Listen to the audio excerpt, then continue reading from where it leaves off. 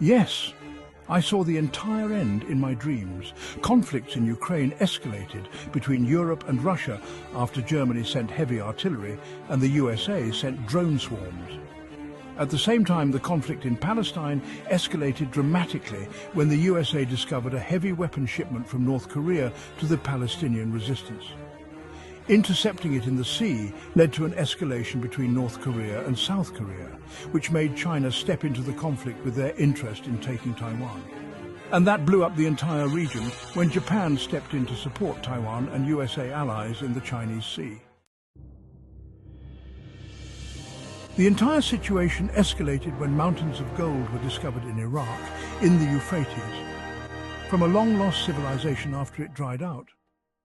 And, well, all countries wanted to get a part of that huge treasure, which led to a full-out world war with two parties against each other, the USA and its allies from Europe and Japan, and on the other side, Russia with its allies from China and North Korea. Eventually, Iran and Pakistan joined them, which led to India joining the USA team. At the heart of that entire conflict was Palestine, where the full-out war really broke up when the Arab countries joined the conflict.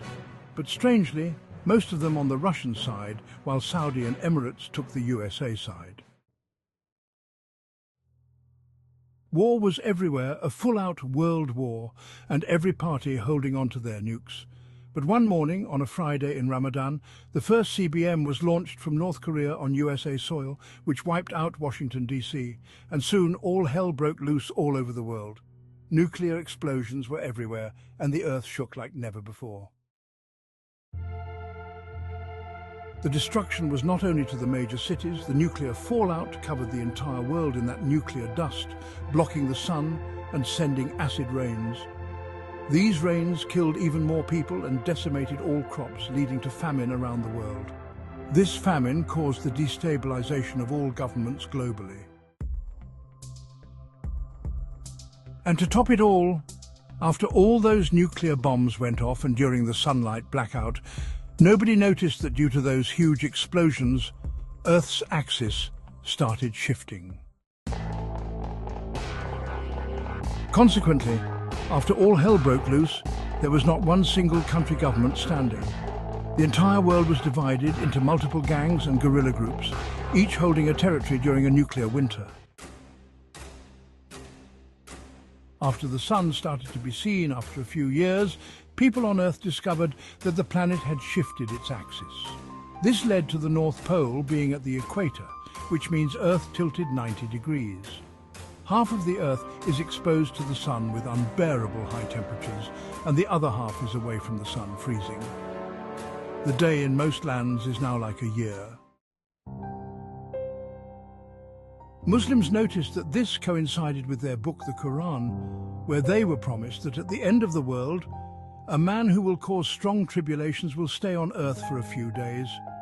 One day will be like a year, another day will be like a month, and the rest of his days will be like ours. And no one would have thought that this would literally happen. That man appeared when all people were having hard times with famine all around the world. That man was simply the result of the singularity and the rise of a mixture between an AI and a human being to create the creepiest cyborg human. He controlled all of humanity's remaining machines, robots, satellites, and military equipment. Everything was at his feet, controlling everything. He fled all over the world and entered all cities, commanding people to follow him to receive his grace and his mercy. But you know, Muslims rose against him, and there was another war that escalated at the heart of the Arab world. That man wiped out entire forces with the whim of his mind from Iran to Iraq, and finally he was killed at the hand of the real Jesus at Palestine. During all this war, the Earth's old North Pole was right exposed to the sun, which led to the ice melting. This melting triggered the greatest tribulation that Earth was going to face.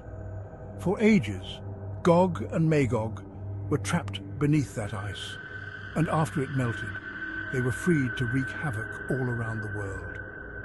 Hell broke loose again as these inhuman tribes moved in millions, devouring everything in their path. Man, animals, or plants. They spared nothing. The remaining humans on Earth fled to the mountains. After all, the Earth was scorched by those beasts, as the Quran forecasted. A certain type of worm was sent from the bottom of the Earth, attracted by the scent of dead people and animals, and started attacking those beasts. After that, there was a heavy rain period all around the world that cleansed the Earth from the filth that had spread everywhere. People started coming down from their hideouts. At that point, Earth had already completed its axis flip, with the North Pole already at the south and vice versa. This led to the last doomsday prophecy in the Quran, the sun rising from the west instead of the east. Earth had also lost its orbit and started a new trajectory, colliding with the sun in 100 years. Earth lived its final days in unspoken horrors of volcanic eruptions and tidal waves, destroying whatever was left on this once thriving planet.